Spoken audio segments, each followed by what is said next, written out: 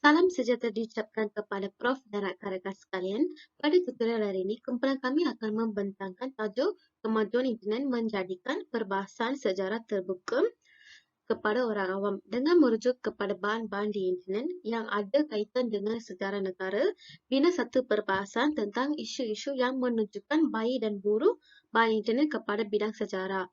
Sebelum kumpulan kami membentangkan tajuk pada hari ini, saya ingin memperkenalkan ahli kumpulan kami. Ahli kumpulan kami terdiri daripada Yuk Syafiqah binti Muhammad Yazam, Abda Atifah binti Amdan, Siti Aja binti Aziz, Auni Fahana binti Zulkarnain dan saya sendiri Parimla anak perempuan Madhiasakan. Pengenalan kemajuan internet dan alam maya semakin hari menjadi semakin pesat di negara Malaysia. Menurut rata pada tahun 2002, internet membawa masuk kumpulan rangkaian komputer yang luas untuk menghantar data dari membolehkan data tersebut dapat diakses di manapun berada. Kini maklumat-maklumat tentang persejarah telah banyak diperkatakan di dalam internet. Hal ini juga telah dikemukakan oleh Shakila Yaakob di dalam jurnalnya yang bertajuk Sejarah dan Media Baharu, yang menekankan bahawa sejarah turut digunakan di dalam teknik pendigitalan atau media baru melalui pelbagai platform dan ia jadikan lebih mudah. Kemajuan internet menjadikan perbahasan sejarah terbuka kepada orang awam. Ekoran daripada itu, ia akan menimbulkan perbahasan di antara mereka sendiri dan ahli-ahli sejarah terhadap sesuatu isu sejarah yang disampaikan. Oleh itu, dalam pembentangan ini, kumpulan kami akan menyampaikan satu perbahasan tentang isu-isu yang menunjukkan baik dan buruk bahan internet kepada bidang sejarah. Kumpulan kami juga pilih 3 isu sejarah yang sering menjadi perbualan atas talian dan kaji baik buruk bahan internet kepada isu-isu tersebut. Hang Tuah merupakan salah satu isu ataupun perbahasan yang hangat diperkatakan di laman sesawang. Kita sedia maklum bahawa Hang Tuah merupakan seorang Laksmana Melayu yang hidup semasa zaman Kesultanan Melayu Melaka yang dicatatkan dalam Hikayat Hang Tuah. Hang Tuah ia diceritakan dalam Hikayat Hang Tuah yang merupakan naratif epik keagungan orang Melayu. Masyarakat menjadi lambang kehebatan seorang Laksmana laut sehingga ke serata dunia. Hikayat Hang Tuah ni dia telah diiktiraf sebagai warisan dunia, iaitu telah dimasukkan dalam UNESCO Memory of World Program International Register pada tahun 2001. Hang Tuah dia mempunyai sahabat karib iaitu Hang Jebat, Hang Kasturi, Hang Lekeh dan Hang Lekiuk yang tersangat masyhur di alam Melayu pada ketika itu.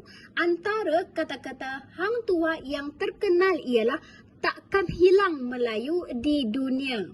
Baiklah, isu ataupun perbahasan tentang Hang Tuah yang timbul di laman sesawang ialah isu adakah Hang Tuah itu berbangsa Cina? Menurut John Chow, dia menyatakan bahawa Hang Tuah ialah berbangsa Cina. Dia mendakwa bahawa Hang Tuah bukan nama biasa yang digunakan oleh orang Melayu. Hang ialah nama keluarga bagi bangsa Cina. Jadi dia mendakwa nama Hang Tuah yang asal ialah Hang Tuah. Dia juga mendakwa bahawa tiada rekod mengenai Hang Tuah dalam sejarah Hang Lipu. Jadi jelaslah bahawa Hang Tuah sebenarnya dibawa ke tanah Melayu oleh Hang Lipu.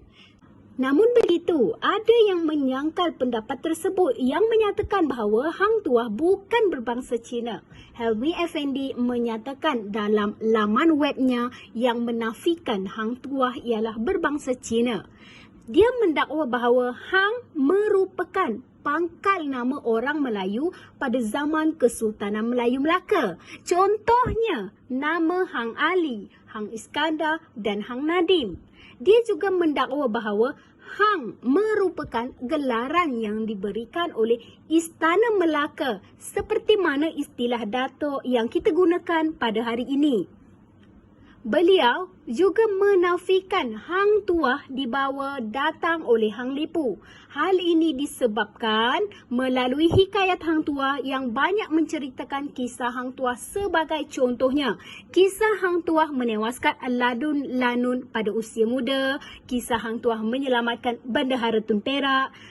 Jadi Beliau menyatakan bahawa ia merupakan bukti bahawa Hang Tuah ia wujud sebelum kedatangan Hang Lipu. Dalam pada itu, dalam hikayat Hang Tuah terdapat satu petikat yang menyebut jelas tentang nama Melayu. Sebagai contohnya, maka titah peracau, hai pendekar, engkau aku titahkan bermain pedang dengan utusan Melayu ini. Jadi, beliau mendakwa Hang Tuah ialah orang Melayu. Isu tersebut semakin popular sehingga menimbulkan satu persoalan lain, iaitu adakah Hang Tuah itu wujud? Baiklah, dalam perbahasan ini terdapat dua pendapat yang berbeza, iaitu Hang Tuah itu hanyalah mitos dan satu lagi pendapat bahawa Hang Tuah itu wujud. Jadi, siapa yang menyatakan Hang Tuah itu hanyalah mitos? Ko K. Kim dan Ahmad Adam berpendapat bahawa Hang Tuah tidak wujud kerana tiada bukti. Jadi, Ahmad Adam menyatakan bahawa Hang Tuah hanyalah watak fiksyen yang wujud dalam teks klasik sejarah Melayu dan hikayat Hang Tuah sahaja. Ahmad Adam dia turut menyatakan bahawa perkataan Hang Tuah itu tidak wujud ketika abad ke-15 dan ke-16. Sebaliknya, ia dikesan buat pertama kalinya dalam hikayat Aceh yang ditulis pada hujung abad ke-17. Namun begitu, ada sarjana yang percaya bahawa Hang Tuah itu wujud. Antaranya ialah Hashim Musa dan Rohaidah Kamaruddin. Mereka telah menghasilkan buku yang bertajuk Hang Tuah Catatan Onikawa. Jadi mereka mendapatkan bukti tentang kewujudan Hang Tuah, iaitu penemuan surat utusan Hang Tuah ke Rupiu.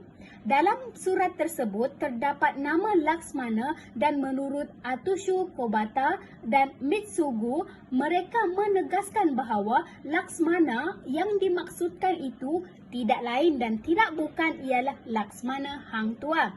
Jadi, perkara tersebut telah disahkan oleh dokumen Portugis, The Commentaries of the Great Afonso d'Albuquerque, catatan asal dalam bahasa Portugis oleh Alfonso yang ditulis semasa beliau menakluki Goa di India pada tahun 1510 dan Melaka pada tahun 1511. Alfonso menyebut bahawa Laksmana Ketua Angkatan Laut Melaka itu merujuk kepada Hang Tuah yang semasa penaklukan Melaka pada tahun 1511 berada di Singapura. Pengkaji sejarah Universiti Putra Malaysia telah menemukan catatan pelukis terkenal dunia iaitu Leonardo da Vinci yang mana dalam catatan tersebut ada menyebut tentang Hang Tuah. Menurut catatan Da Vinci iaitu Notes of Leonardo da Vinci, pelukis terkenal tersebut pernah bertemu dengan Hang Tuah sekitar tahun 1503 sehingga 1506 ketika menjadi seorang tentera. Baiklah, itu sahaja daripada saya. Saya serahkan pembentangan kepada pembentang yang seterusnya. Assalamualaikum dan selamat sejahtera. Saya Syafiqah binti Muhammad Yazam bernombor matrik 150531 akan meneruskan pembentangan. Baiklah, isu yang akan dibincangkan adalah berkenaan batu putih. Berikut adalah gambar yang menunjukkan batu putih. Latar belakang. Batu putih lebih dikenali sebagai Pedra Branca ataupun dikenali juga dengan nama lain iaitu White Rock. Ia dinamakan batu putih kerana terdapat tumpukan najis burung di atas batu tersebut. Di sekitar batu putih ada batuan tengah dan juga tubir selatan. Batu putih terletak kira-kira 7.7 batu nautika dari Malaysia, manakala terletak sebanyak 25 batu nautika dari Singapura. Isu yang timbul berkenaan batu putih. Batu putih telah menjadi pertikaian yang hebat antara Malaysia dan Singapura. Hal ini kerana pada 21 Disember 1979, Malaysia telah mengeluarkan peta yang menunjukkan bahawa batu putih berada di bawah Malaysia iaitu di bahagian Kerajaan Johor. Malaysia menjelaskan bahawa batu putih adalah milik Johor tetapi Singapura tetap tidak berpuas hati. Pada tahun berikutnya berlaku sesi pertukaran dokumen rasmi antara Kerajaan Malaysia dan juga Kerajaan Singapura berkenaan batu putih. Rundingan ini tidak mendatangkan hasil dan kes ini kemudiannya dibawa ke Mahkamah Keadilan Antarabangsa ICJ untuk diputuskan hak sama ada batu putih milik Malaysia atau milik Singapura. Adakah batu putih milik Malaysia? Pada asalnya, batu putih memang berada dalam kepunyaan Kerajaan Johor. Jika kita lihat kedudukannya kembali, batu putih terletak begitu dekat dengan Malaysia berbanding dengan Singapura, iaitu sebanyak 7.7 batu nautikal. Terdapat bukti lain juga yang mengatakan bahawa batu putih adalah milik Malaysia seperti Perjanjian Inggeris-Belanda, Perjanjian Crawford, surat kebenaran untuk membina rumah api di Batu Putih, surat dari Gubernur Belanda, 3 surat dari Residen Singapura dan dari Crawford. Terdapat juga bukti lain yang menunjukkan batu putih adalah milik Malaysia seperti laporan Edward Prisgrave, Singapore Free Press dan Report of Johor Bandri. Adakah batu putih milik Singapura? Mari kita teliti semula kedudukan batu putih dengan Singapura. Kedudukan batu putih dengan Singapura adalah sangat jauh kerana kedudukannya terpisah dengan jarak 25 batu nautikal. Namun begitu, terdapat beberapa penguasaan Singapura ke atas batu putih seperti pembinaan kabel, penjagaan kawasan perairan dan sebagainya. Singapura telah menggunakan bukti surat dari Setiausaha Kerajaan Johor yang mengatakan bahawa Johor tidak berhasrat memelihara batu putih sebagai satu alat bukti dibawa ke Mahkamah Keadilan Antarabangsa yang menunjukkan bahawa Singapura mempunyai hak ke atas batu putih. Menggunakan bukti surat dari Setiausaha Kerajaan Johor ini, Singapura telah menang terhadap kes batu putih pada 23 Mei 2008 apabila ICJ mengumumkan Singapura berjaya menguasai dan mendapat hak ke atas batu putih sepenuhnya. Terdapat beberapa perbahasan hebat mengenai batu putih dari blog persendirian dan juga akhbar dalam talian. Contoh yang pertama adalah artikel dari blog orang awam, iaitu bukan ahli sejarah. Blognya seperti yang terpapai dalam gambar raja sebelah adalah bertajuk Salam Sejarah to You. Artikel yang ditulis mengenai batu putih adalah dari orang persendirian yang bukan ahli sejarah. Blog ini juga telah diusahakan dari 2007 hingga 2020. Konten blognya juga didapati bercampur-campur seperti mengandungi subjek sejarah sekolah menengah, mengandungi tips-tips pembelajaran dan juga sedikit konten berkenaan keagamaan. Apabila diteliti semula, kupasan mengenai batu putih dalam blog ini adalah lebih kepada pendapat peribadinya semata-mata. Contoh lain dari blog orang awam yang bukan ahli sejarah adalah blog The Indie Story. Blog ini mengisahkan artikel yang ditulis oleh orang persendirian yang bukan ahli sejarah. Blog ini juga diusahakan dari tahun 2006 hingga tahun 2016.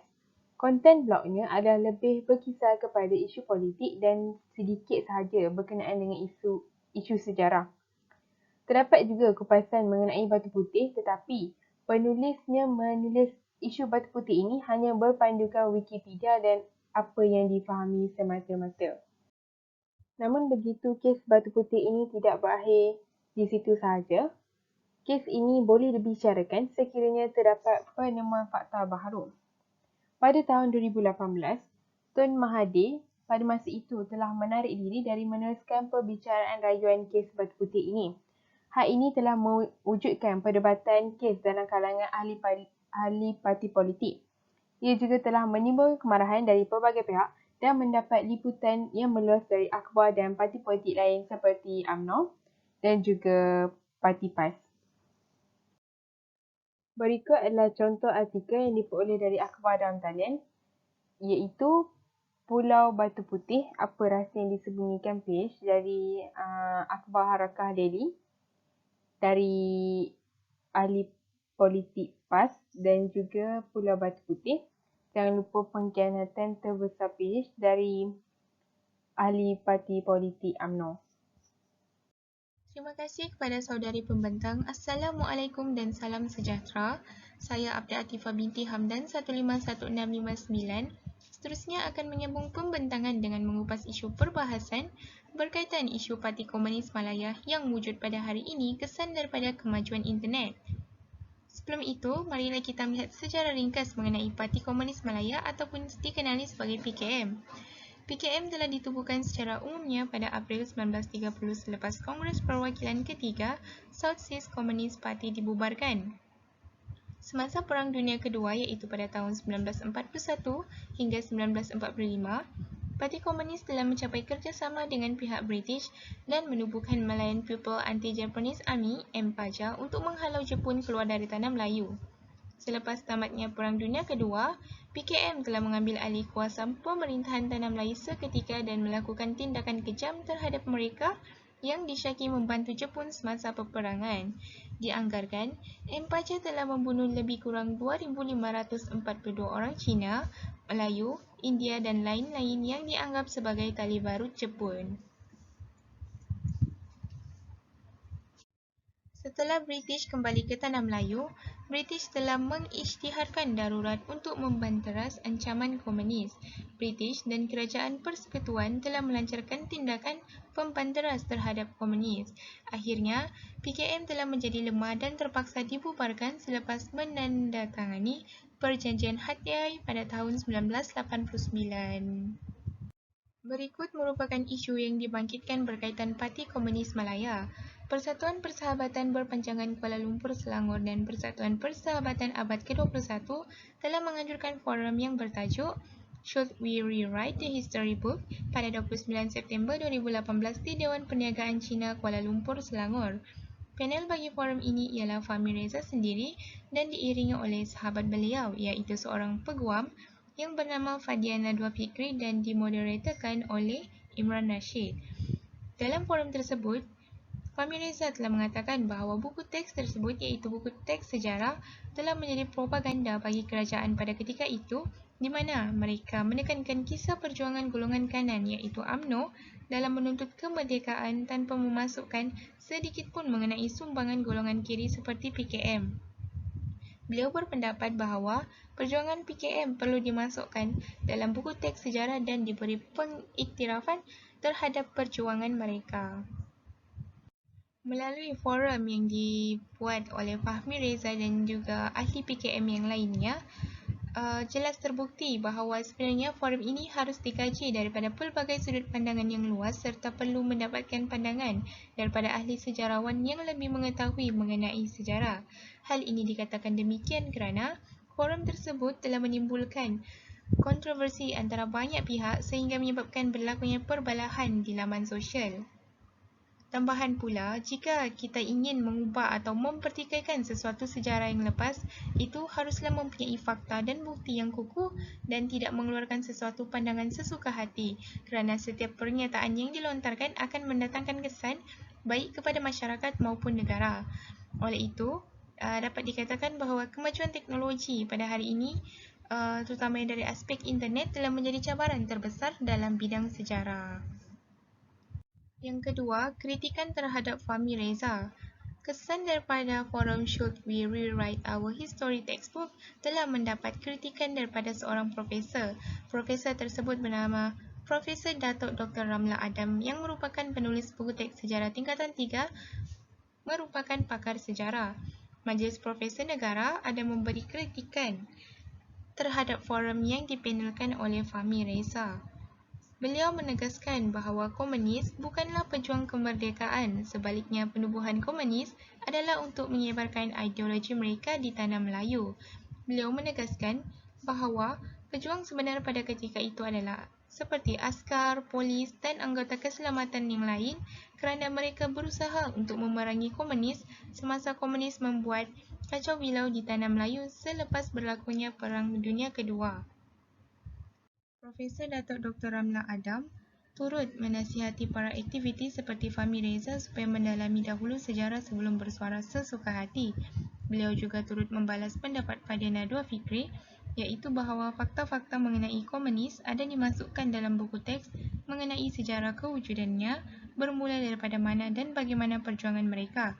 Beliau juga mengingatkan bahawa buku teks yang ditulis itu memasukkan semua kumpulan yang terlibat daripada peristiwa besar dan bersifat kebangsaan. Isu perbahasan yang ketiga ialah komunis bukan pejuang. Pada forum yang diadakan pada 28 hingga 29 Julai 2018, Zhao Tong telah mengatakan bahawa PKM merupakan pejuang kemerdekaan dan bukannya komunis, dan beliau turut mencadang untuk membetulkan sejarah sebagaimana forum yang dihadiri oleh Fahmi Reza. Forum ini telah menarik pemerhatian Zulaikha Yusof di mana beliau telah mengkritik tindakan mengangkat PKM iaitu Parti Komunis Malaya sebagai pejuang. Zulaikha Yusof menyatakan bahawa gerakan komunis dari China dan Vietnam ke Tanah Melayu adalah untuk menyebarkan ideologi mereka sahaja dan bukannya untuk membantu memperjuangkan kemerdekaan di Tanah Melayu. Zulaikha turut mempersoalkan perjuangan PKM di mana jika mereka benar-benar pejuang kemerdekaan, kenapa mereka masih melancarkan serangan terhadap tentera, polis serta membunuh orang awam yang tidak berdosa selepas negara mencapai kemerdekaan?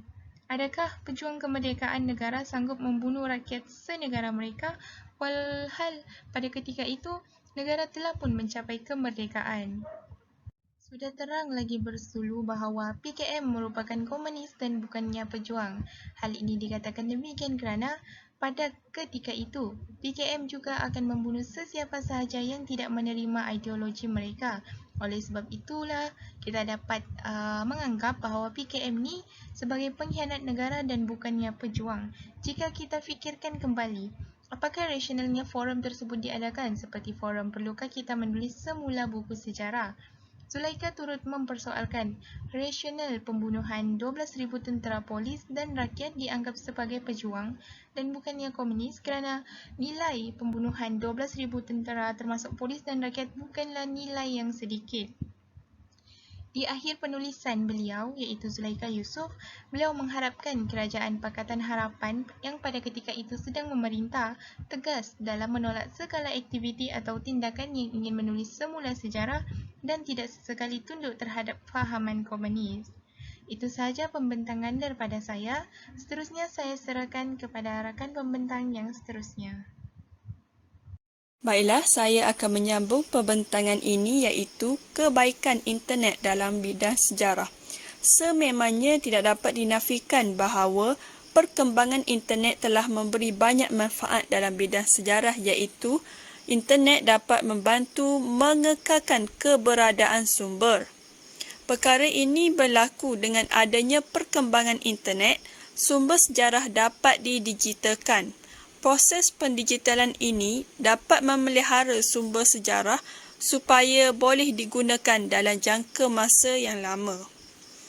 Hal ini kerana sumber sejarah dapat direkodkan dengan lebih jelas dan teratur dalam pelbagai bentuk seperti data dan statistik yang mana dapat digunakan pada masa hadapan oleh generasi seterusnya. Selain itu, sistem pendigitalan ini juga mampu memelihara koleksi nadir dan koleksi yang mudah rosak serta koleksi yang mempunyai risiko keusangan format. Selain daripada menambah baik akses kepada kandungannya melalui penyediaan bahan gantian digital kerap dilakukan oleh perpustakaan dan arsip. Hal ini untuk memastikan sumber berharga ini kekal dan terjamin kesahihannya. Kerana kaedah pendigitalan ini juga turut digunakan di luar negara seperti Amerika Syarikat dan London. Kaedah pendigitalan ini dapat merekodkan dokumen sejarah sebagai usaha untuk mengekalkan keberadaan sumber.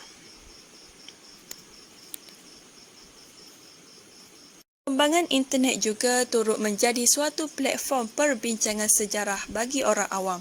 Perkara ini dinyatakan sedemikian kerana dengan wujudnya laman sesawang, blog dan sebagainya telah menyediakan ruang kepada orang awam untuk membincangkan sesuatu isu sejarah secara terbuka. Perkara ini dapat dilihat apabila perbincangan di internet ini lebih bersifat bebas, yakni berlawanan dengan akhbar yang mana mempunyai akta dan dibincangkan secara terhad di kolom akhbar pada ketika dahulu. Kini, perbincangan sejarah lebih bersifat bebas dan santai kerana setiap individu boleh menyatakan pendapat mereka tanpa mengira batasan. Sebagai contoh, ada penulis yang mendakwa bahawa Hang Tuah ini dikatakan berasal dari negara China mula tersebar luas di internet. Perkara ini telah mendorong masyarakat supaya berfikiran secara kritis untuk menyatakan pendapat mereka walaupun tidak bersependapat tetapi mampu menerima pendapat yang dilontarkan oleh individu lain. Selain itu, penulisan sejarah dalam internet juga secara tidak langsung boleh membentuk kelompok pengikut tersendiri berdasarkan pendapat dan fahaman masing-masing. Perbincangan di internet ini juga lebih cepat, mudah dan murah berbanding kaedah tradisional, yang mana perbincangan sejarah yang menggunakan kaedah tradisional ini lebih lambat untuk disebarkan. Selain itu, internet juga berperanan sebagai penghubung kepada kawasan-kawasan yang mana bahan-bahan untuk rujukannya adalah minima atau tidak mempunyai perkhidmatan maklumat online. Kini dengan adanya perkembangan teknologi internet, kita boleh mendapati bahan-bahan ini secara mudah seperti online newspaper, online journals, online books, online library dan online achievement information. Oleh itu, maklumat yang kita perlukan oleh individu ataupun ahli sejarah dapat diakses dengan mudah.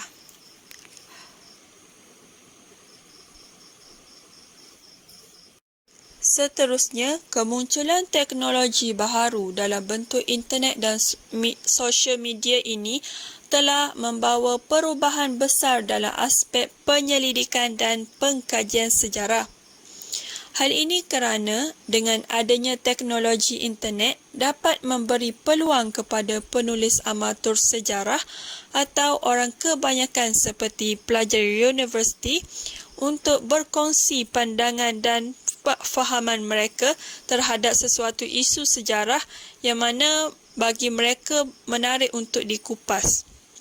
Perkara ini telah diperkatakan oleh Timothy Messer sebagai merentasi atau memecahkan tembok yang wujud sejak berabad lamanya di antara ahli sejarah akademik dan penulis sejarah amatur yang mana menjalankan penyelidikan mereka dengan lebih mudah. Selain itu, perkembangan teknologi ini juga telah memudahkan ahli sejarah untuk memperolehi bahan-bahan sejarah di internet, termasuklah akses kepada bahan-bahan dari arsip. Malahan, maklumat tertentu seperti maklumat dalam perpustakaan di luar negara juga dapat diakses secara mudah dalam talian.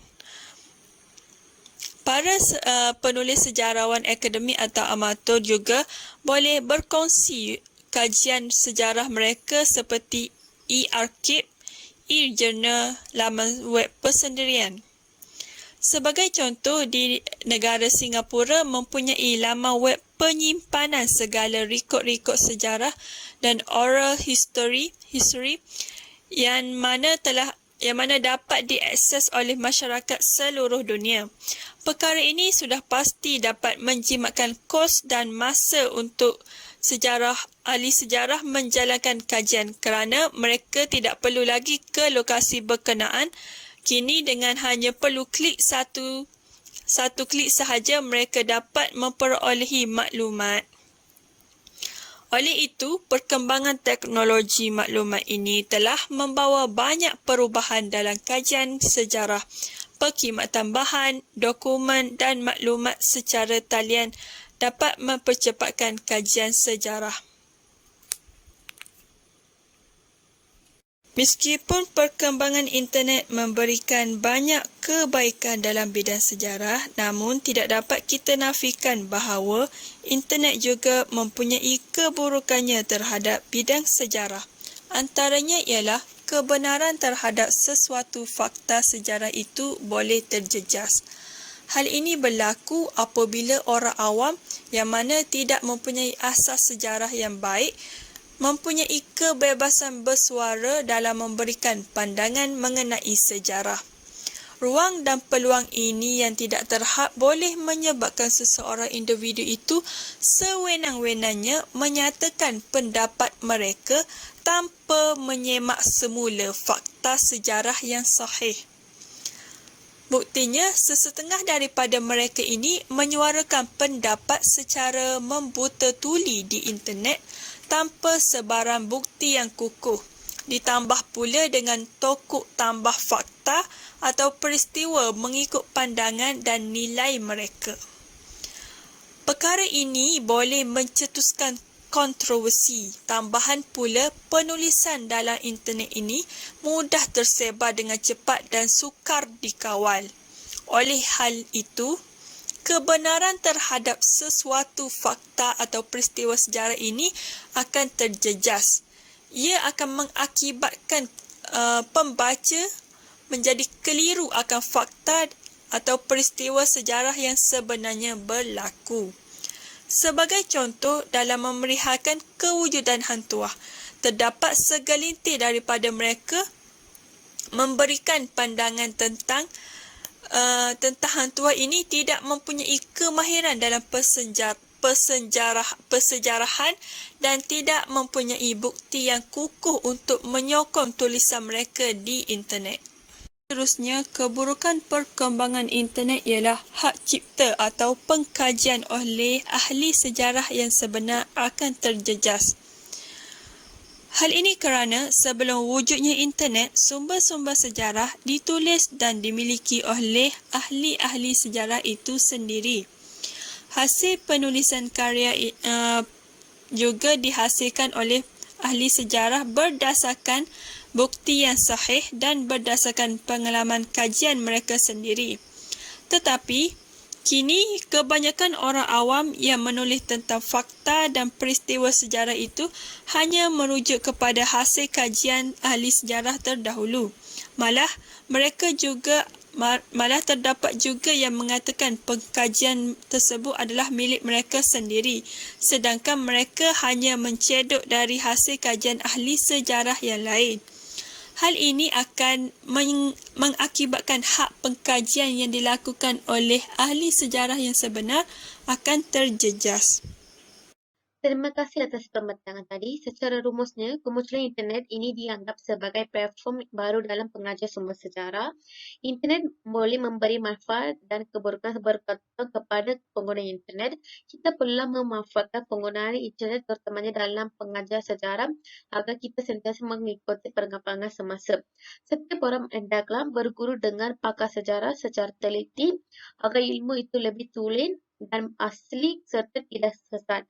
3 isu yang kami dibincangkan mempunyai kebaikan dan keburukan yang tersendiri apabila wujudnya kebebasan bersuara di dunia internet.